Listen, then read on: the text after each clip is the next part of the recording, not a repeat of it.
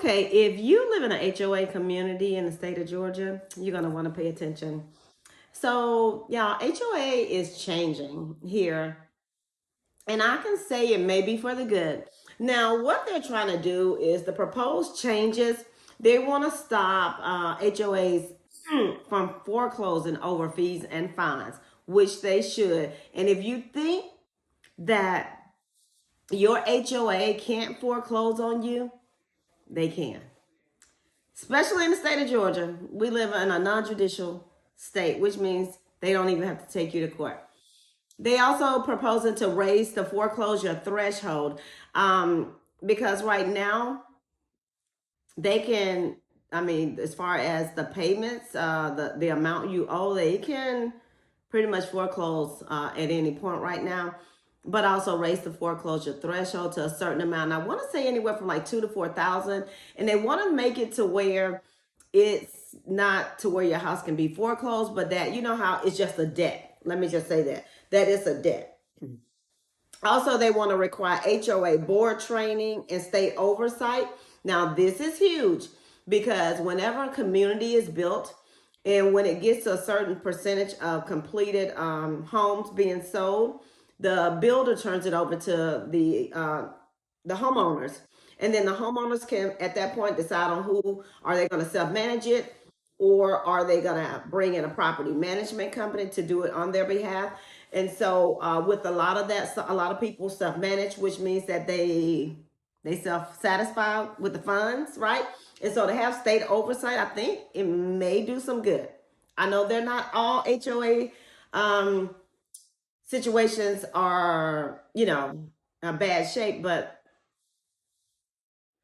it must be considering that they even thinking that, right?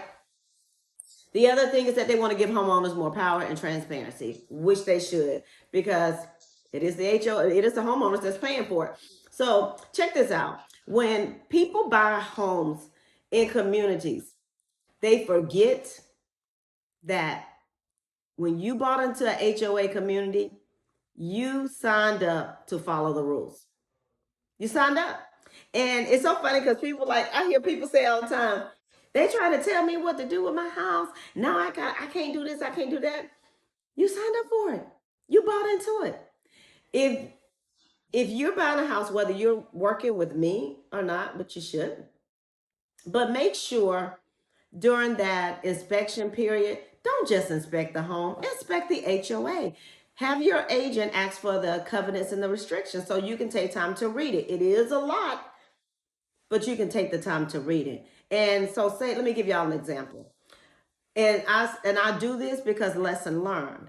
I was so happy to get into a subdivision that before the crisis of 2007, 2008, I would have never been able to afford because they were $1 million homes, right?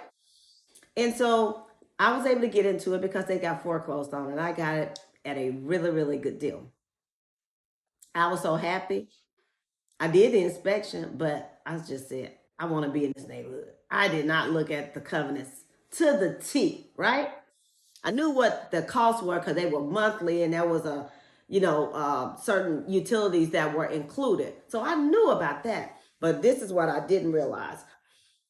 I knew that we could not park on the front side of the street after hours. You couldn't do overnight parking in the front side of the home because we had back side garages, right? Which I thought was really nostalgic, right? And so I wasn't worried about that. But y'all, one night I had a party. And the party, of course, was inside. We had a basement, and you couldn't hear outside noises, but you just saw cars. Tell me why I think that following business day, which had to be Monday, I received an email for a $250 fine. You heard that right. $250. And I was like, what the hell? What happened? And because somebody came out, took pictures, because I had parking still, people were still there overnight. I had a party. Is there a certain time? And so those are the things that cost me, right? So people don't think about that. And I said to myself, it didn't make me not want to be in the HOA community, but it made me say that if I did this to myself, I can't let my clients go through something like this. it put me on notice. So, excuse me. So that right there. The other thing is that, and this is just an example when it comes to being in HOA communities, people don't get involved. People do not get involved. We are in a society now where people buy their homes, they close their blinds, they come in their garages and they close their garage, and they don't even go out to meet their neighbors. They get notices that they got an HOA community event coming up. They don't show up, and then they get mad when they see new rules in place. But you didn't show up. And so now they are making it to where, hey, HOA, they want the homeowners to be more involved. So this is the other thing. And I'm looking here at my notes because I took notes on this because I also, too, did a post on social media yesterday on this subject because it just had to be talked about. They are having a HOA day at the Capitol here in Atlanta on February the 10th. And so again, if you or somebody you know that currently lives in an HOA community here in the state of Georgia, tell them they may want to go to the Capitol for the HOA day on the 10th. So they want homeowners to get a vote. Okay, so this is the other part. Yeah, this is the other part. They're talking about doing away with them altogether. Now, let me just say this. I don't agree. They're saying homeowners get a vote. If 20% of homeowners requested, residents can vote to end the HOA. Majority wins. I laughed at that because you can't even get 10% of people to show up to the meetings. How you gonna get 20% of them to vote? And so this is the analogy. This is the example I want to share with you. So you're in a neighborhood. This is where I see the advantage of having an HOA. That really they do what they're supposed to. And they're not just doing it just to be pestering to their neighbors. Say, for instance, you got Paul over there, and Paul's house is not brick. He wants to paint his house a Pepto-Bismol pink.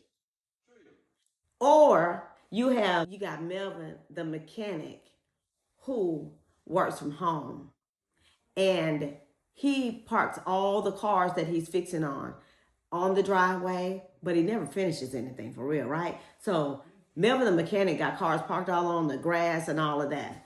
So we got Betty the baker over here. She's ready to sell her home. Well, Betty's a baker, so Betty's house is impeccable.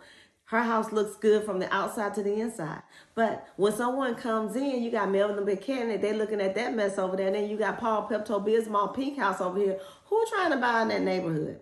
So I know I went a little drastic with that, but that's what I'm saying. HOAs are good when they're used correctly to prohibit people from doing crazy things to bring your value down, right? They want to keep the goal is to keep the upkeep of the neighborhood into continuity, so everybody home looks good and the values, regardless if somebody's not paying their mortgage, but that everything stays on the up and up, right? So I am so curious to see what is going to happen with this HOA proposal that's floating around. So if you know somebody again that lives, maybe you live in an HOA, and maybe this is of interest, consider giving me thumbs up. Definitely subscribing to the channel so you'll be notified and put on notice when I drop other videos. But more than anything, sharing is caring, right? Share this with some other people you know, all right? I am LaTrasha. I am a real estate broker here in the state of Georgia, as well as a whole license in the state of Alabama. But check this out. Not only can I negotiate and get you that house, but I also am a mortgage loan originator. I can help you with the money. I can get you financing to get that, to purchase that home, all right? So y'all stay tuned. I'll see you later.